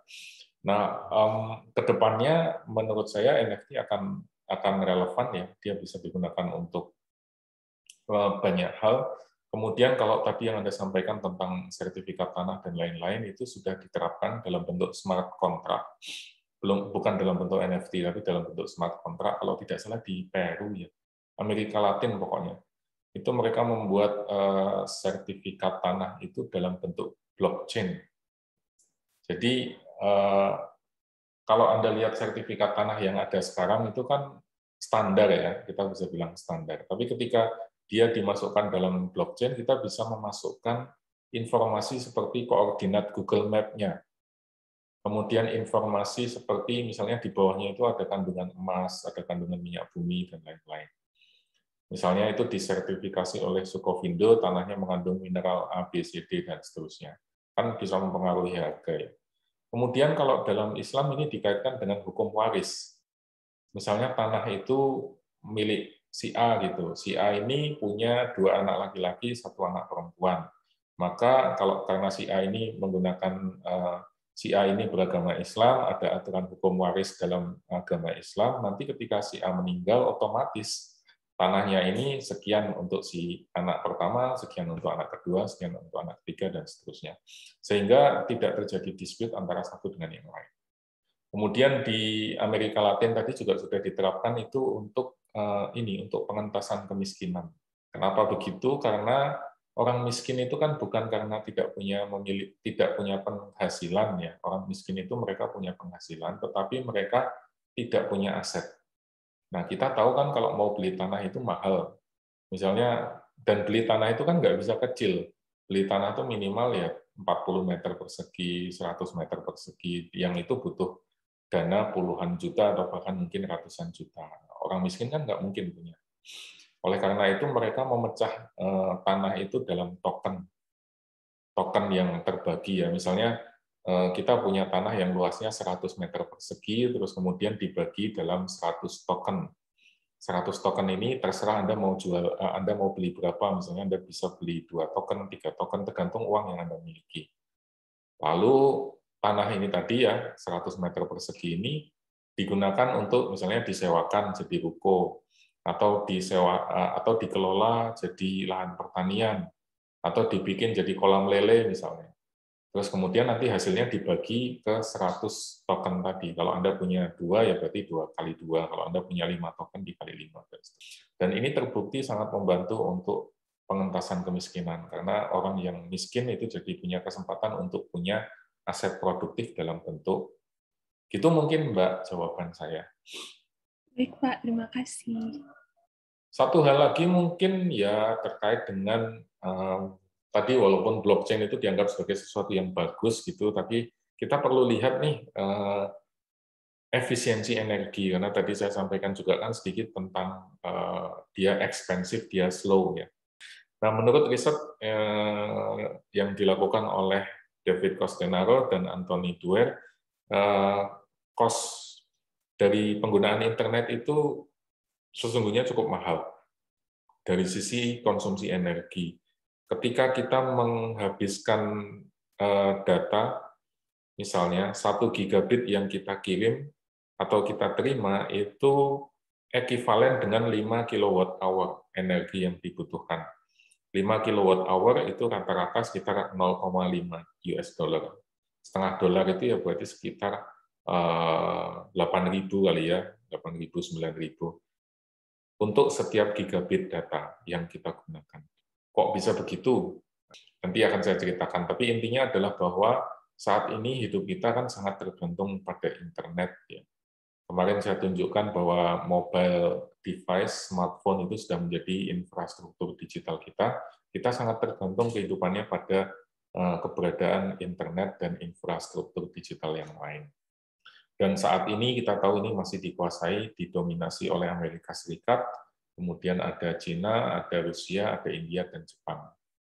Nah, yang menarik, kalau menurut risetnya tadi Costanaro dan Duer ini, dia mengatakan bahwa topografi internet itu menyerupai struktur atau jejaring listrik. Ya. Di Amerika Serikat itu jaringan internet itu mengikuti jaringan power, jaringan listrik. Ini menunjukkan bahwa ada kemiripan antara sektor IT dan sektor energi. Khususnya kemiripan dari sisi atau dari karakter yang saling tergantung antara satu dengan yang lain. Jadi kita tahu bahwa energi itu, bahwa perusahaan-perusahaan internet, perusahaan-perusahaan teknologi itu kan butuh server, butuh konsumsi energi. Dan biar dia efisien, ya mau tidak mau kan dia harus mendekat kepada sumber energi. Kemudian di sisi lain, energi juga harus didistribusikan secara merata, sehingga orang-orang yang bergerak di industri ini, electricity ini harus punya pemikiran seperti orang-orang IT paham tentang network, paham tentang jejaring, dan seterusnya. Inilah yang kemudian menyebabkan dua sektor ini yang nampaknya saling berbeda ya satu dengan yang lain, itu ternyata punya kemiripan struktur. Saya terus terang belum punya datanya di Indonesia, tapi dari kepadatan jumlah pengguna internet itu nampaknya ada kemiripan juga. Gitu. Terus tadi $0,51 itu sebetulnya habis di mana sih? Kalau kita menggunakan layanan internet umumnya kan berbasis cloud. Kita bisa gunakan itu kita bisa mengakses komputer misalnya itu. Kalau Zoom begini pakai komputer atau pakai tablet, atau kalau kita nonton YouTube atau main medsos, TikTok, Instagram, kita pakai mobile phone kita, itu semua kan butuh energi ya, butuh dicas gitu. Kemudian nanti kita akan gunakan WiFi, modem, atau BTS. Bukan BTS Korea, tapi base transmitter station yang digunakan untuk menjadi stasiun pemancar. Lalu nanti akan masuk ke infrastruktur internet yang di dalamnya itu ada data center, ada server dari semua provider. Nah, semua hal ini kan membutuhkan energi ya. Tadi yang saya sampaikan, laptop itu butuh dicas, kemudian WiFi, modem, dan BTS itu juga butuh listrik. Infrastruktur internet juga butuh energi. Server apalagi butuh energi, dan energi itu pasti akan menghasilkan emisi bahan bakar. Yang itu kalau dihitung di total tadi semua akan keluar angka 0,51 per gigabit. Server itu bentuknya kayak gini, Mas dan Mbak sekalian. Ini rak-rak berisi hard disk dan prosesor yang terhubung dalam kabel satu dengan yang lain, dan jumlahnya ada ribuan, bahkan mungkin sampai jutaan. Ada banyak tempat yang menjadi pusat-pusat server dunia. Kebanyakan di Amerika Serikat, ada di Oregon, ada di Texas, ada North Carolina, ada di Indiana, ada di New Mexico, ada di Virginia, Oklahoma, Nebraska, tapi ada juga di Irlandia, kemudian ada juga di Denmark, Swedia.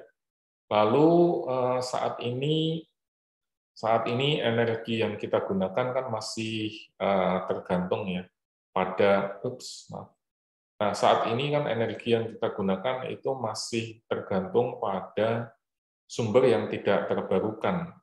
Jadi misalnya kita masih banyak didominasi oleh penggunaan 33% ini dari minyak, kemudian dari gas 24%, batu bara 28%, sisanya nuklir, hidroelektrik, dan renewable. Tapi intinya hidup kita itu masih sangat bergantung pada sumber-sumber yang tidak ramah lingkungan. Kemudian ini ada situs yang menarik juga namanya Tweetfat. Kalau Anda pakai Twitter, Anda bisa nge-track nih setiap hashtag yang Anda gunakan atau username Anda juga bisa di-track berapa konsumsi yang Anda habiskan dalam Twitter. Kalau Tweetfat itu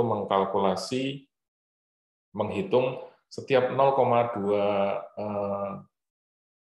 setiap tweet itu menghasilkan 0,02 gram CO2. Dan dalam satu hari, kalau ada 500 juta tweet, maka ada 10 ton CO2 yang dikeluarkan setiap harinya. Kemudian Tweetfat juga pernah menghitung kalau Donald Trump itu tweetnya ada sekitar 40.000 sebelum akhirnya di-ban oleh Twitter. Nah, 40.000 ini ekuivalen dengan 370 kg CO2. Ini bisa membiayai banyak sekali rumah gitu. Bagaimana dengan Netflix? Anda semua pasti langganan Netflix. Kalau rata-rata nonton drama Korea 2 jam, itu energi yang dihabiskan kira-kira sekitar 300 kWh. Email juga demikian. Apalagi layanan-layanan yang kita gunakan saat ini, semua itu sangat tergantung pada sumber-sumber yang tadi pada akhirnya memberikan kita kenyamanan, tapi di sisi lain juga menghabiskan energi yang cukup lumayan. Nah, fenomena ini disebut sebagai Jevons Paradox. Jevons Paradox itu terjadi ketika perkembangan teknologi membaik, memberikan efisiensi, kemudian sumber dayanya semakin berkurang, menurunkan biaya, tapi di sisi lain meningkatkan demand terhadap layanan tersebut.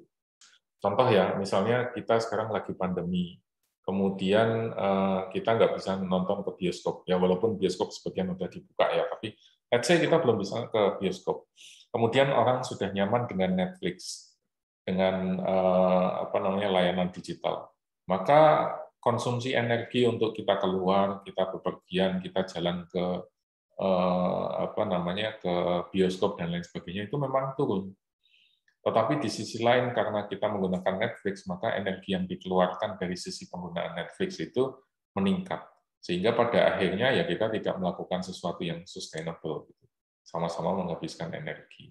Kemarin kita sudah pernah singgung, ini hukum Moore, bahwa setiap tahun terjadi peningkatan, setiap 2 tahun terjadi peningkatan computing power 2 kali lipat, kemudian membuat kita bisa semakin banyak melakukan banyak hal, tapi implikasinya juga kita akan menghabiskan energi yang cukup lumayan.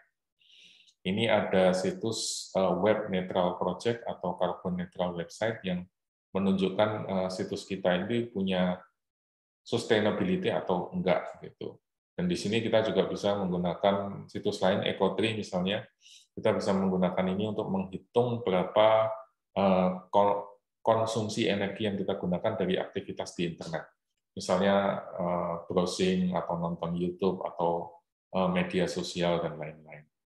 Dan kita juga gunakan media yang cukup banyak kan, misalnya kita pakai Facebook, kita pakai Google, kita pakai Apple, dan lain sebagainya, yang itu semua mau tidak mau menghabiskan energi yang cukup besar.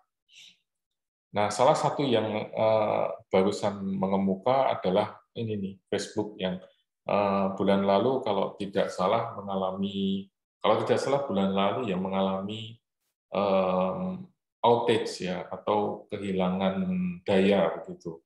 Di sini menjadi downtime yang cukup lumayan dari Facebook sejak 2008 karena kita sangat tergantung pada platform itu. Dan ini membuat banyak keributan, banyak kericuhan di berbagai negara yang mengandalkan perekonomian digital. Nah, apa sih yang sebetulnya terjadi? Jadi pada bulan Oktober kemarin itu terjadi gangguan listrik, ya, membuat Facebook termasuk di dalamnya Instagram dan WhatsApp itu mati selama 6 jam. Outage ini terjadi karena configuration changes on the backbone routers. Nah, ini membuat Facebook butuh setidaknya 5 jam untuk memperbaiki masalah ini karena stafnya terkunci dari dalam sistem, jadi tidak bisa mengakses. Lalu selama terjadi kejadian itu ada sekitar 10 juta laporan di seluruh dunia. Tapi karena kita tahu bahwa tidak semua orang kan mau repot-repot lapor ya, sehingga kalau diprediksi itu total sekitar 3,5 juta user dari semua penggunanya, maka harusnya dampaknya jauh lebih besar. Dan ini membuat saham turun 5% di hari itu. Apakah ini akan terjadi lagi? Ya, pastinya akan terjadi lagi, karena ini bukan yang pertama dan dulu pernah terjadi bahkan sampai 14 jam lamanya. Ini menunjukkan bahwa, lagi-lagi ya, bahwa walaupun kita tergantung pada dunia digital yang seolah-olah lebih ramah lingkungan karena kita nggak perlu pakai mobil, motor, dan lain-lain, tapi energi yang dikeluarkan dari server dan lain sebagainya itu ternyata cukup besar gitu. Dan bahkan untuk perusahaan seperti Facebook itu mengalami kesulitan di sana. Dan Facebook kan bukan satu-satunya ya, kita hidup misalnya di balik itu ada aplikasi-aplikasi yang lain, ada misalnya Google Apps, ada Amazon Web Service, ada super apps yang kita gunakan sehari-hari, dan semuanya menggunakan server yang servernya itu mengkonsumsi energi sangat besar. Ini juga berbanding lurus dengan penggunaan material yang meningkat ya. Di grafik sebelah kiri dari The Shift Project ini menunjukkan persentase konsumsi energi dari sektor ekonomi digital yang semakin lama semakin meningkat. Kemudian di sebelah kanan ini adalah, kita jarang memperhatikan ini, tapi ini cukup besar dampaknya, yaitu electronic waste atau limbah elektronik yang muncul sejak 2014-2015, menunjukkan peningkatan yang luar biasa sampai 2021. Ini contoh electronic waste. Kita suka dengan gadget, kita suka dengan perkembangan teknologi terkini, tapi kita jarang memikirkan ini gadget mau diapakan. Kalau sudah usang, kalau kita sudah beli iPhone yang baru, karena di dalam sebuah gadget itu kan ada komponen-komponen yang mengandung zat kimia berbahaya buat lingkungan. Semakin kita memproduksi, ya semakin besar juga potensi limbah yang berbahaya buat lingkungannya. Nah, electronic waste itu ada banyak, dan dia bisa berpengaruh di banyak hal ya, misalnya untuk bisa mempengaruhi otak, sistem kerja tubuh, kemudian mempengaruhi jantung, paru-paru, ginjal, dan banyak hal lagi. Yang paling besar pembuang electronic waste itu adalah Cina, disusul Amerika, Jepang, India, dan seterusnya. Kemudian yang menjadi offenders untuk electronic waste ini yang paling besar adalah Norwegia, kemudian ada Inggris, Denmark, dan lain-lain. Nah, ini yang kemudian memunculkan pertanyaan, ya memang sih pada saat COVID-19 ini muncul, kita semua terpaksa menjadi bangsa yang digital. Misalnya dulu transaksi harus cash, sekarang semua digital. Misalnya dulu kerja harus di kantor, sekarang bisa jarak jauh, dan seterusnya. Tapi pertanyaannya, apakah kita harus memanfaatkan ini atau jangan-jangan nggak usah? Karena kalau kita memanfaatkan ini, bisa jadi kita mengkonsumsi energi lebih banyak lagi, merusak lingkungan lebih banyak lagi, karena emisi yang dikeluarkan semakin besar. Gitu dulu mungkin, kalau ada komentar atau pertanyaan, silakan Mas, Mbak. Silakan, kalau ada komentar atau pertanyaan. Mau nanya lagi, Pak. Silakan. Beberapa waktu yang lalu kan Tesla sempat ini ya Pak, menerima pembayaran pakai Bitcoin ya. Tapi habis itu di cancel lagi gara-gara pertimbangannya tidak ramah lingkungan, dan dari segi mining sendiri kayak cost-nya gede gitu. Emisinya gede gitu. Belum lagi dari yang internet tadi. Terus menurut Bapak apa sih koin yang paling rendah energi gitu sebenarnya? Apakah setiap koin itu beda atau sama aja? Karena sama-sama mining juga. Gimana sih Pak sistemnya gitu?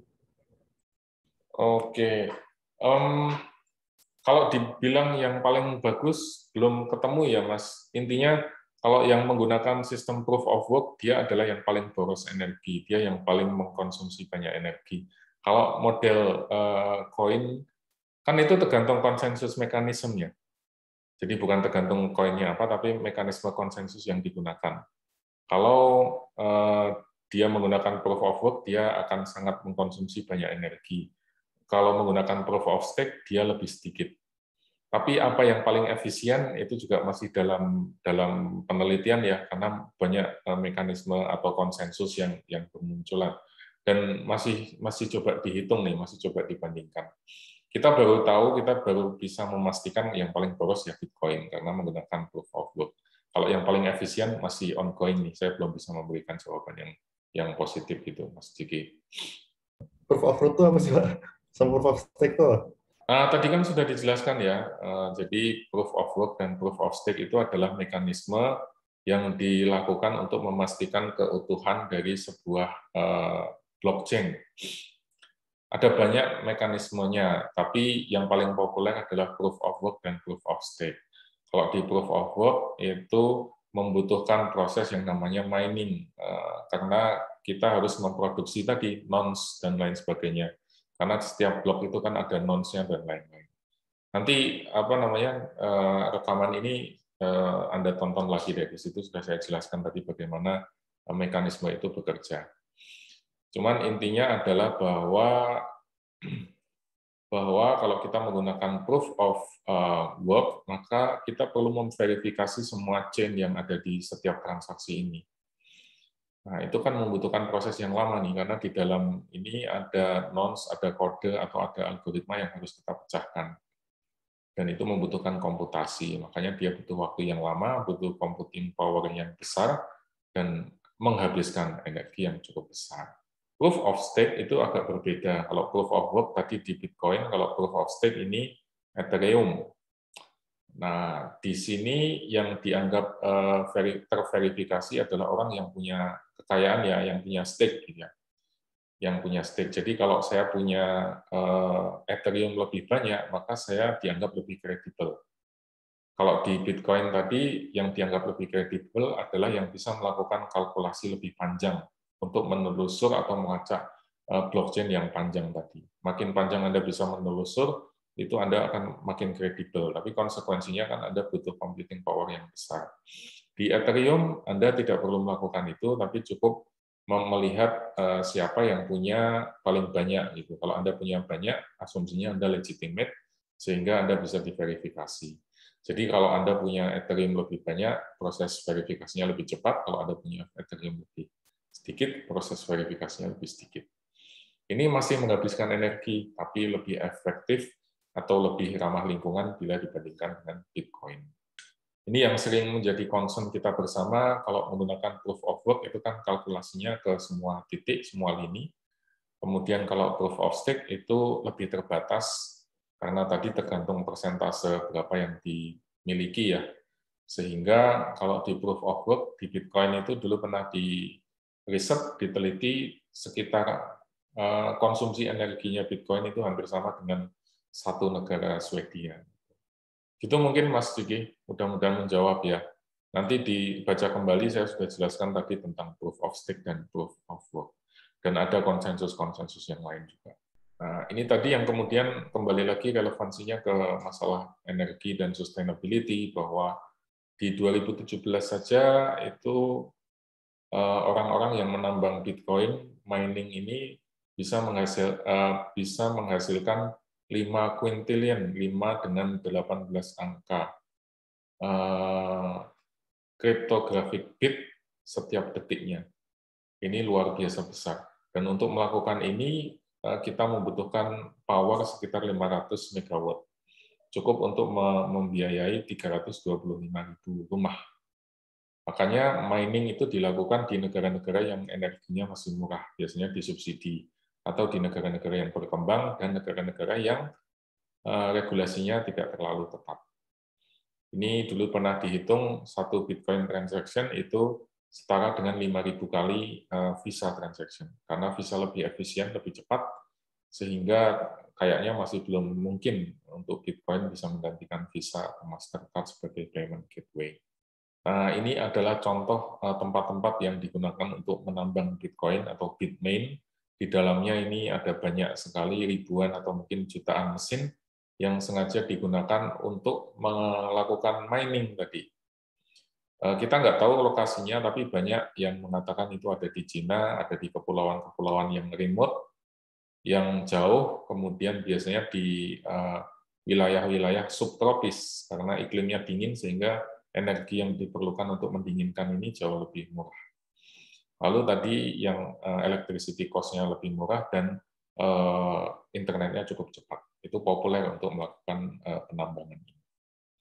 Maka pertanyaannya kemudian kan adalah bahwa apakah teknologi itu menjadi bagian dari masalah atau menjadi bagian dari solusi gitu. Apakah teknologi digital itu seperti Bitcoin, cryptocurrency, kemudian blockchain, sampai ke digital ledger, NFT, DAO, dan lain sebagainya itu adalah bagian dari teknologi, atau jangan-jangan itu hanya menyumbang new problems lagi buat masyarakat kita. Gitu mungkin Mas dan Mbak sekalian, kalau ada komentar atau pertanyaan, monggo silakan. Saya izin bertanya, Pak. Silakan Mas Zaki. Untuk UGM sendiri, apakah sudah menggunakan sistem blockchain ya, Pak?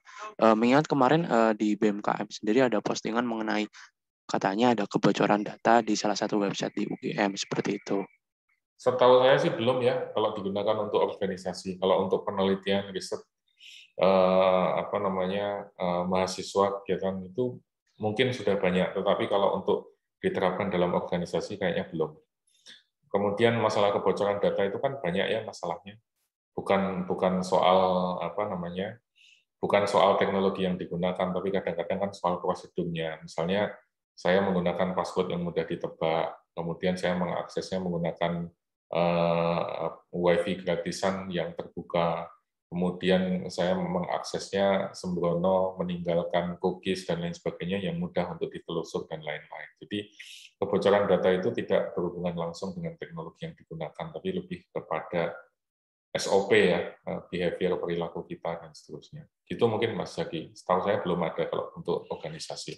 Kalau untuk percobaan, untuk riset ya sudah ada. Tapi kalau untuk diterapkan dalam organisasi kayaknya belum. Baik, Pak. Terima kasih. Ada lagi mungkin yang lain, silakan. Pak, saya izin bertanya, Pak. Silakan, Mas Fabi. Mungkin agak jauh ya pertanyaannya. Saya mau ini kan Pak yang tadi tentang mining. Itu dulu hype banget kan Pak tentang mining itu dia kan pakai mining rig-nya itu pakai GPU yang biasa dipakai buat gaming kan Pak. Betul. Gini, jadi Pak kalau menurut Bapak dari perspektif produsen gitu ya, kita tahu kalau misalkan GPU itu dipakai untuk mining dan tidak mungkin jadi mungkin demand-nya tinggi, terus apakah kita sebetulnya yang baik untuk produsen itu apakah harus melimit produksi atau karena mungkin concern tentang energi atau jadi harus bagaimana gitu Pak dari perspektif seorang produsen gitu. Kalau produsen ya kalau kita melihat hanya cari untung rugi ya, kalau kita tahu bahwa permintaan untuk GPU tinggi ya kita produksi aja GPU sebanyak-banyaknya. Kalau kita melihatnya hanya opportunity untuk mendapatkan laba dan seterusnya. Tapi kalau kita melihat lebih komprehensif, lebih misalnya kita pandang tentang share prosperity kemarin, kita melihat nilai-nilai lingkungan dan lain sebagainya, ya mungkin kita harus mulai membatasi gitu. Karena itu dampaknya kurang baik bagi lingkungan dan seterusnya. Sekarang kan banyak perusahaan yang mulai dituntut untuk memberikan sustainability reporting ya, SR.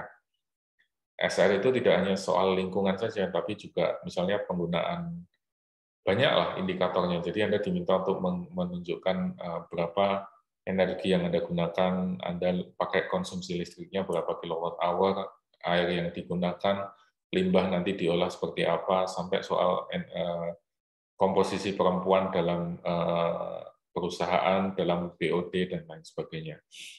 Nampaknya kalau dari situ ya, karena semakin banyak perusahaan yang concern dengan itu, kemudian para pemegang saham juga sudah mulai aware dengan isu-isu semacam itu, ke depan barangkali perilaku perusahaan yang oportunis tadi akan sudah mulai tereduksi ya, karena ada tuntutan untuk lebih comply dengan sustainable issue, ada tuntutan untuk melaporkan sustainability reporting. Kalau di Indonesia kan perbankan sudah wajib melakukan itu, sehingga kalau kita punya perilaku yang sangat oportunis, kayaknya agak mustahil untuk bisa mewujudkan itu. Kedepannya akan semakin dibatasi. Gitu mungkin Mas jawaban singkat saya. Berarti memang disesuaikan dengan konsensus energi dan lain sebagainya, Pak. Iya, betul sekali. Terima kasih, Pak. Terima kasih. Ada lagi mungkin komentar atau pertanyaan, Mas dan Mbak sekalian? Kalau nggak ada, kita cukupkan dulu sampai di sini. Nanti pertemuan berikutnya, kalau tidak besok siang, besok sore ya Jumat sore ya, Mas dan Mbak sekalian. Nanti segera saya kabari. Kemudian rekaman-rekaman ini mungkin akan segera saya copy, terus saya upload ke YouTube biar bisa jadi bahan buat belajar atau melihat kembali. Terima kasih banyak Mas dan Mbak sekalian, saya ucapkan atas waktu dan partisipasinya. Insya Allah kita ketemu lagi di pertemuan mendatang. Sehat-sehat semuanya. Saya tutup dulu, saya akhiri sesi kita pada sore hari ini. Billahi taufiq wal hidayah. Assalamualaikum warahmatullahi wabarakatuh. Waalaikumsalam. Terima kasih Pak. Terima kasih semuanya. Pak Novi masih nggak ya? Mau nanya dikit Pak. Pak Novi kan ini ya, operation ya? Ya, itu mah klasifikasi apa, Mas? Gimana? Maksudnya ini ya, konsentrasinya ke arah operation ya, Pak? Ya, kalau di manajemen lebih banyak ke operation. Di operation ada bahas kayak ini nggak sih, Pak? Kayak tek-tek ini? Bahas dalam konteks apa tuh? Kayak misalnya di mata kuliah lebih membahas tentang kayak enggak ada. Enggak. Kalau dalam operation itu kan nanti arahnya ke logistik, supply chain, kemudian project management, dan seterusnya. Kalau teknologi itu di S1 kurikulumnya masuknya ke sistem informasi manajemen saja. Belum ada mata kuliah tambahan lainnya. Nggak apa sih Pak, naik aja. Tertarik soalnya. Nanti kalau mau ya skripsi topiknya tentang hal-hal semacam ini gitu bisa dimungkinkan. Oke. Makasih banyak Pak. Sama-sama.